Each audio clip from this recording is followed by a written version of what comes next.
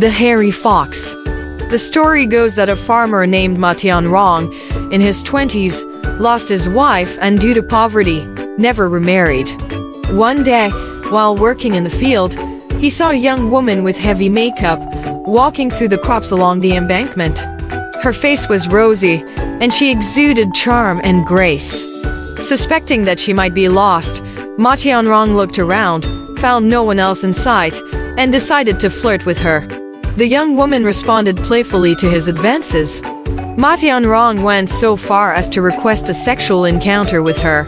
The young woman smiled and said, "In broad daylight, is that appropriate? Return home, close the door, and wait for me. I'll come at night." Ma Tianrong doubted her words, but she swore she would come. He gave her directions to his home, and she left.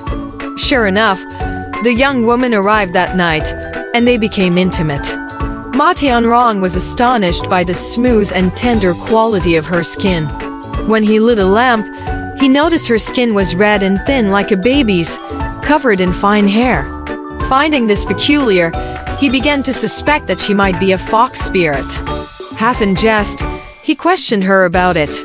To his surprise, the young woman did not hide it and admitted she was indeed a fox spirit. Ma Tianrong then said, "Since you're an immortal, you surely have whatever you desire. I'm grateful for your kindness, but would you be able to provide me with some silver to help alleviate my difficulties?"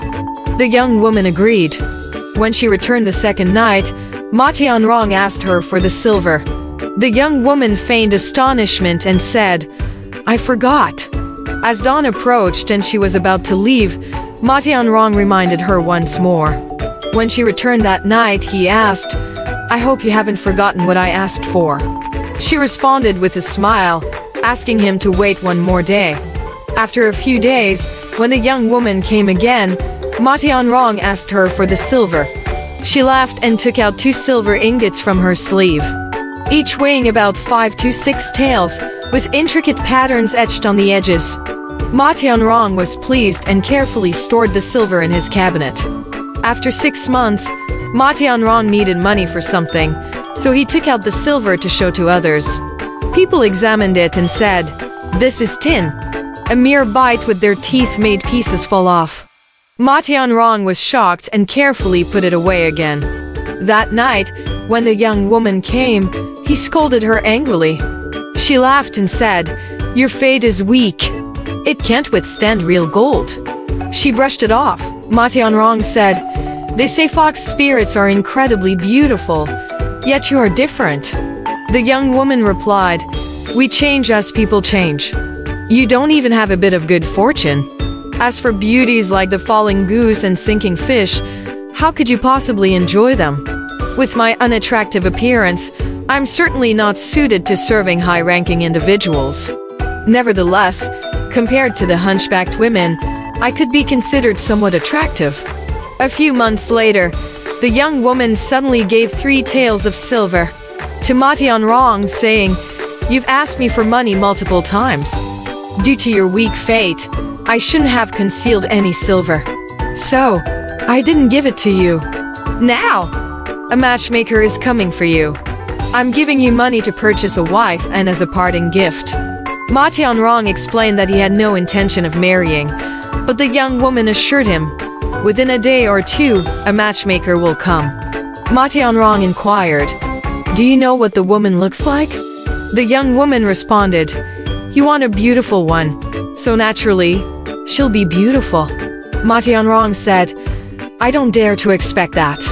But how can 3 taels of silver buy a wife?" The young woman replied, "This is arranged by the god of marriage, beyond human influence." Ma Tianrong asked, "Why are you suddenly saying that we need to part?" The young woman answered, "Our secret rendezvous under the moon and stars is not a long-term solution. You'll naturally have a wife.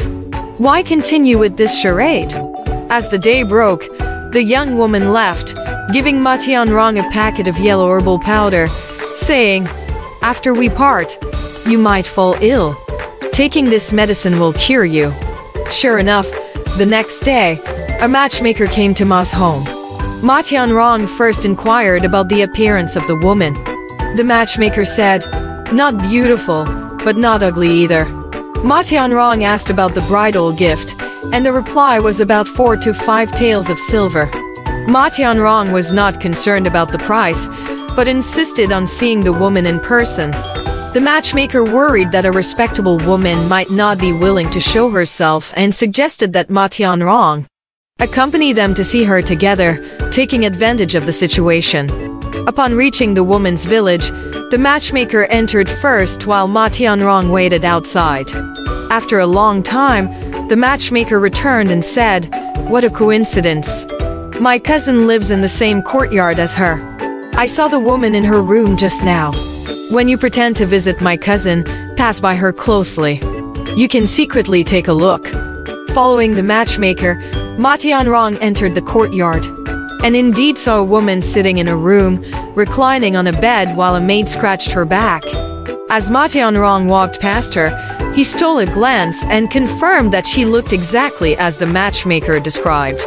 When it came time to negotiate the bridal gift, the woman did not quibble and asked for just 1 or 2 taels of silver, which was sufficient to send her off as a bride. Ma Tianrong felt like he had struck a good deal, paid the silver as agreed, and also rewarded the matchmaker and the person who wrote the marriage agreement. The 3 taels of silver were spent exactly as he needed, and not a penny more. On an auspicious day, he brought the woman into his home. Upon seeing her, he realized she had a hunched back and a stooping posture, with a short neck resembling a turtle's. When he glanced at her feet, he saw her large feet sticking out from under her skirt. Only then did he understand the meaning behind the words of the fox spirit. Yi Shishi remarked that the fox woman's comment about changing appearance might be a form of self-mockery. Nevertheless, her words about blessings were indeed trustworthy. I've always said that without the accumulated merits of several generations, one cannot attain high official positions. Without the personal cultivation of multiple generations, one cannot obtain a good spouse. Those who believe in karmic retribution will surely not find my words to be outdated. Alright, this story has come to an end. If you liked it, please give it a thumbs up. Thank you.